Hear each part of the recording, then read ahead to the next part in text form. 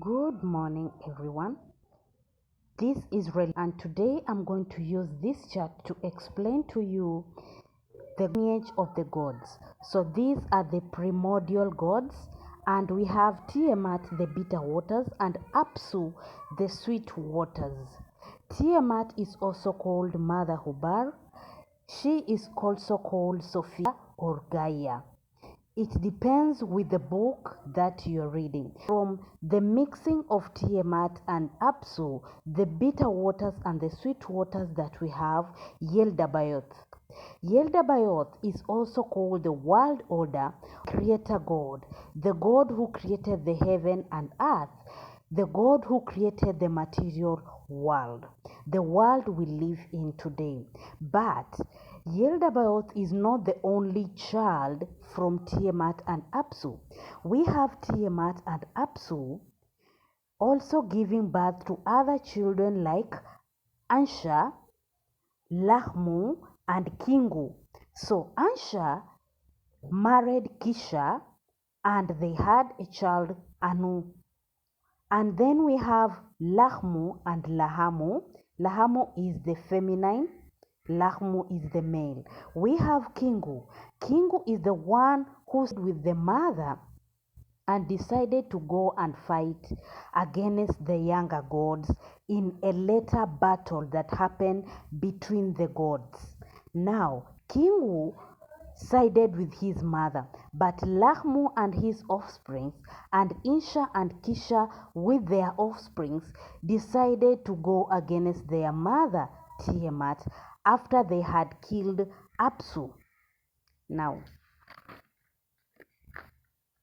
we now have Anu or An, the sky father. This is the sky father, Anu.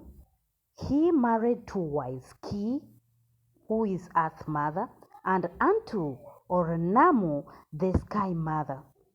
So they had children, and one of those children is Enki.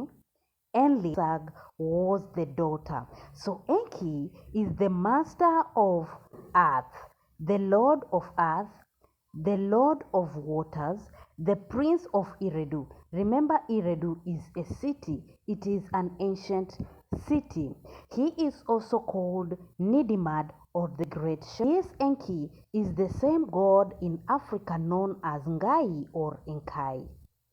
This Enki. He is also called Ea. We have Enlil. Enlil is the lord of command, the one who holds the destiny tablets and the lord of air. So Enki is the god of Eden. This is the god of Eden, the one who cast Adam and Eve out of the garden. And Ea is the Satan of Eden, the one who gave them the information. This Enki or Ea, he is spirit. He loves humankind, but Enlil is a disagreeable spirit. He doesn't love humankind. And this is the God of the Bible. And this is the Satan of the Bible. But this one is the one who keeps working very hard to make sure that human beings survive every kind of attack that Enlil plans against them. Enki is the one who told Noah or Ziosudra to build the ark. And Enlil was enraged about that. Now we have Ninhasag, the lady of life, or the lady of the mountain, or the lady of earth. So when you look at the Egyptian text, there is a black lady holding a child, saying, he has come out of me. This is Ninhasag. It is not Isis, better god. Isis is among the gods who are there in the Egyptian times and their later gods. Remember, these are the gods of the olden times. These are the gods of the olden times. The sky or the god in heaven. This is the master of earth and the master of the sky. So Ninhasag is the one who gives birth to human beings. Ninhursag and Enki are create the human beings. That is why they are compassionate about the human beings. So we have Enki here, also called Ea or Enkai. He marries Damkina and he also marries his sister later on, Ninhursag, the Lady of Life. So with Damkina, Ea has a child called Marduk or Michael.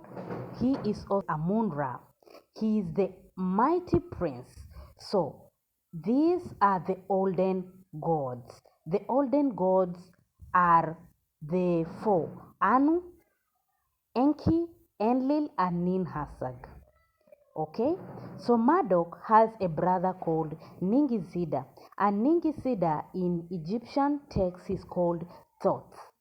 He is the one who built the Egyptian pyramids, and Amun-Ra is the one who went to fight against Tiamat, and later he declares himself the god of all gods. So these are the olden gods. Marduk later, after the floods, that is when he gains popularity. So the olden gods are the gods before the floods of Noah, the floods of Ziusudra. Those are the olden gods. Now, the olden gods had religions, and their religions were like Taoism. Taoism is a religion, but it is based on beliefs of nature. All, all religions that are anchored on keeping of nature and ties, spiritual ties to nature, trees, rivers, those are ancient religions, older than the Bible, older than Christianity. So Taoism is one of them. Taoism is practiced in Asia, and we have indigenous traditional beliefs which are anchored on nature. So these beliefs that are anchored on nature are founded by the four olden gods. The gods before the flood, where we have Anu, Enki, Enlil, and Ninhursag. Those are the gods of olden times who found these beliefs or religions founded on nature.